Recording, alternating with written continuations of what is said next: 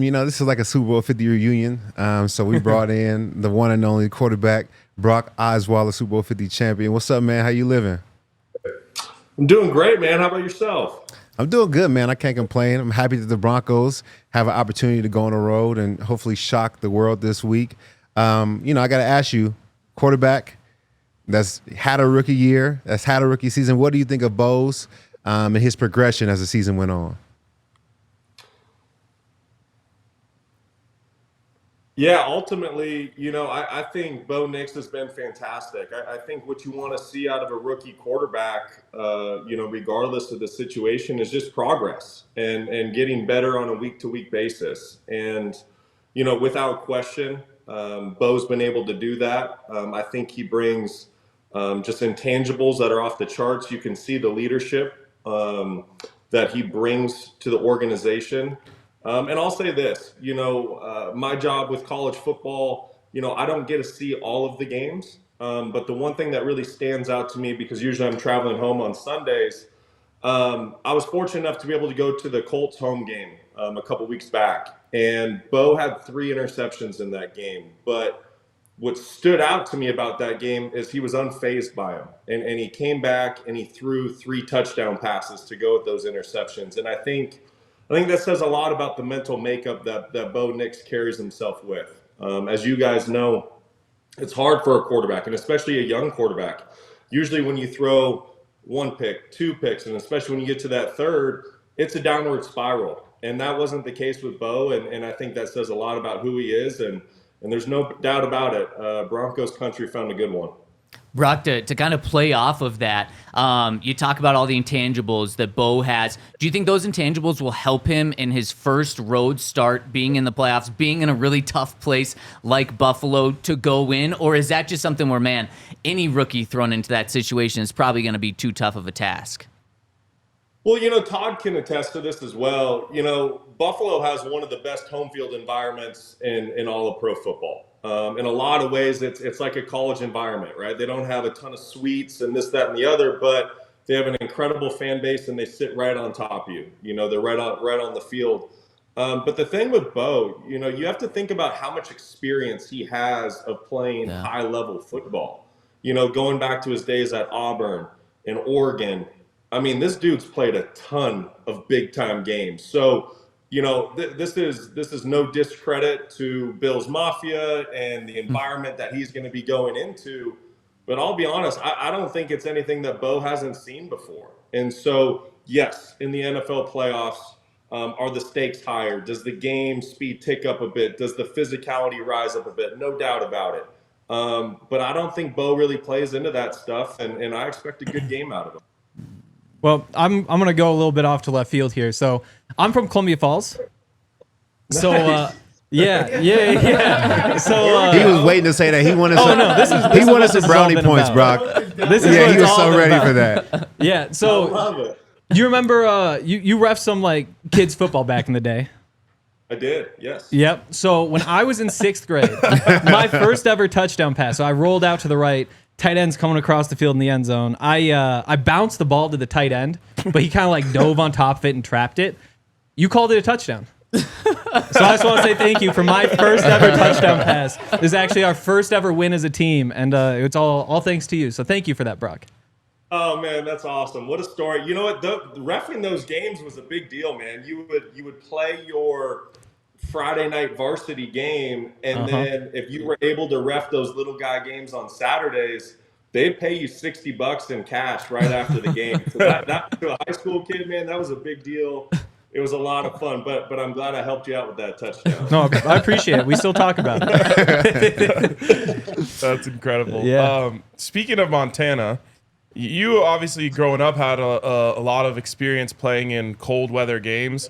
And then I remember two specifically during that run you guys had in 2015. There's a Bengals Monday night game where it was freezing. And then, of course, the Patriots game. What is like the challenge and what is the kind of secret, I guess, to playing well as a quarterback when the weather, drops down? That's a good question. And, go figure the Montana guy's going to say, I think in a lot of ways it's mind over matter. You just mentally need to be sharp and you need to drown out and Todd would say this too. You drown out the outside noise, you drown out the outside factors, and weather plays into that. And I've always been a believer. Wind is the thing that quarterbacks really don't like. But most other conditions are okay for us. To me, I think when the temperatures really drop, the difficulty actually becomes for receivers, tight ends, running backs, the guys that are really handling the ball. In fact, I just called the FCS national title a couple nights ago with my ESPN crew, and it was a cold game. I mean, it got down into the low 20s. It was a clear night in Frisco, Texas, and both quarterbacks played really good. They put the ball exactly where it needed to be.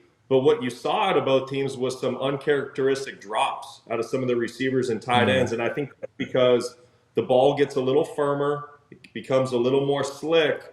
But for a quarterback these days, man, I mean, between the hand warmer that you get and some other little tricks of the trade, you can kind of keep your hands and body warm up until that snap. And then, as Todd knows, once the ball's snapped, adrenaline takes over.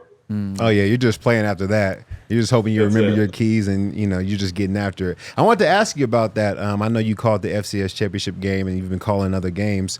Did you know that was always something you wanted to get into, or is that like a love you found after football? And then you're always welcome on the show if you ever want to come in and hang out with us. Yes. Thank you. No, this is fun. I would love to do this more. No, to be honest, Todd, I had no aspirations, and I never saw myself going to the dark side and becoming a Wow. But what really happened, and I think you could probably maybe even attest to this too, when you're done playing, your love for the game never goes away. For sure. It's just such a special game, and it means so much to us. And so when I was done playing, I took a couple years to try to find my next path. And what was my place in the game of football? Was that coaching high school? Was it scouting? Was it coaching? What was it? And the thing that took me to broadcasting was because I wanted a balanced life. I have so much respect for the coaches that truly do dedicate their life. And you guys know the hours and time that they put in. And because of that, they don't get to see their family a whole lot. And my girls mean so much to me. So I wanted to find a way to stay involved with high-level football, but still be able to be there and be a dad for my girls, and broadcasting was the path for that. I agree. You don't want to get back into reffing? You were great at it.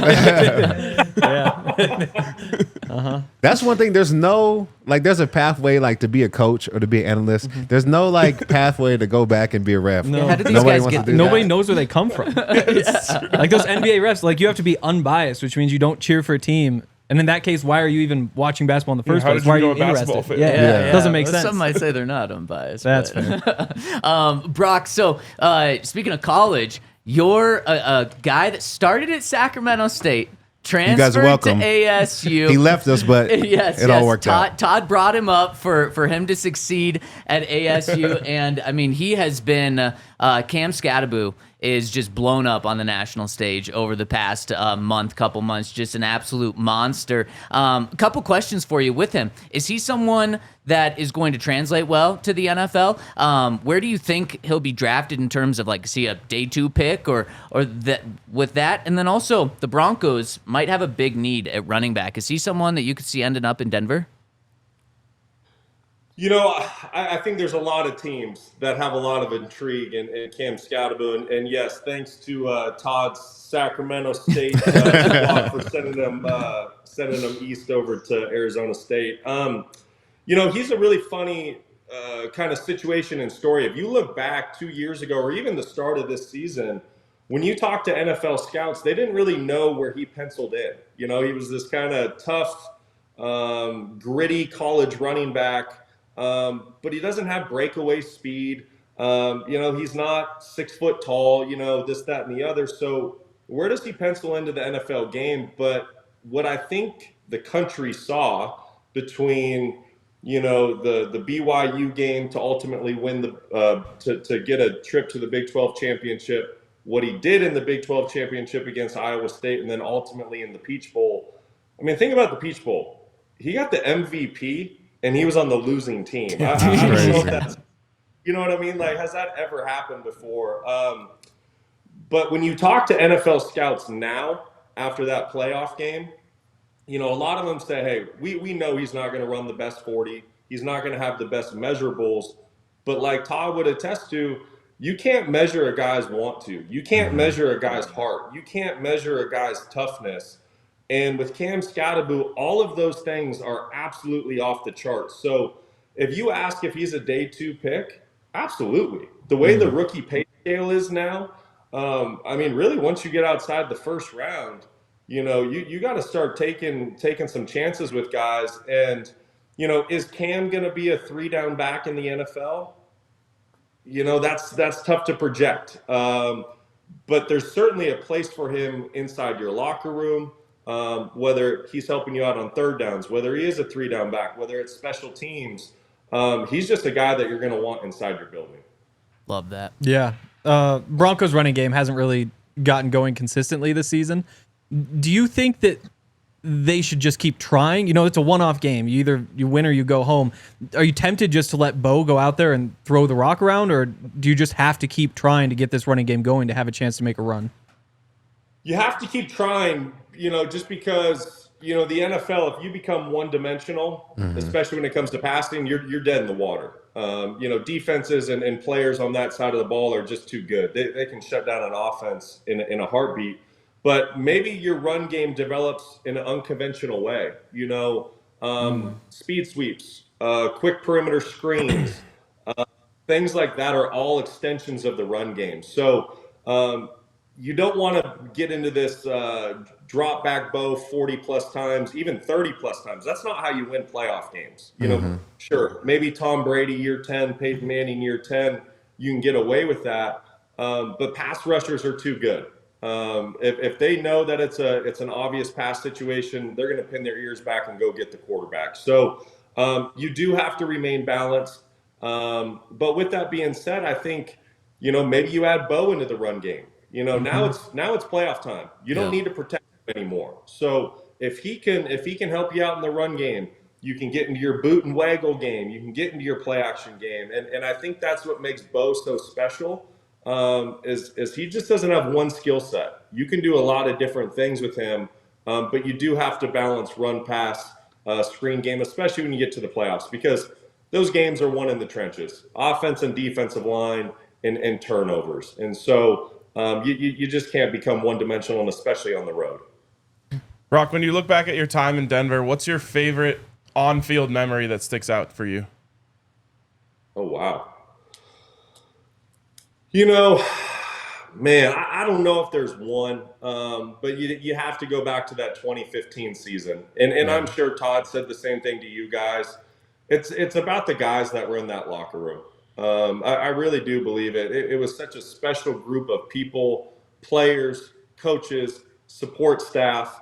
And that was a team that played for one another. I don't really know if anyone actually cared about getting the credit or the glory, if you will. That was just a team that just wanted to win games. And I think there were so many guys. Sure. Did we have superstars? Absolutely. Did we have Hall of Famers? Absolutely. But there was a lot of guys in there that have great stories, you know. And, you know, you look back at the Patriots game. You look back, you guys mentioned it, the Bengals game on Monday night. You know, a lot of people forget, if we lose that game, we're probably the 5 or 6 seed in the playoffs that year. Yeah. You know, that completely changes, you know, the course and direction of the playoffs for our football team. So, you know, I think walking off of that field that night, you know, everybody laid it on the line. That was a playoff game for us. That one was special. But, I mean, how do you top the Super Bowl? How do you top the AFC title? You know, there was just so many great memories that year. Well, Brock, we appreciate you coming on, man. I know you can't see the chat, but you're getting a lot of love in the chat. And people appreciate you and your time here in Denver and what you did for the team, and especially what you did in 2015. We appreciate you coming on. Thank you so much. We can't wait to hear more of you on ESPN, man. We'll be looking out. I appreciate it, guys. Thanks for having me. Thanks, Absolutely. Brock. Really Brock. appreciate it.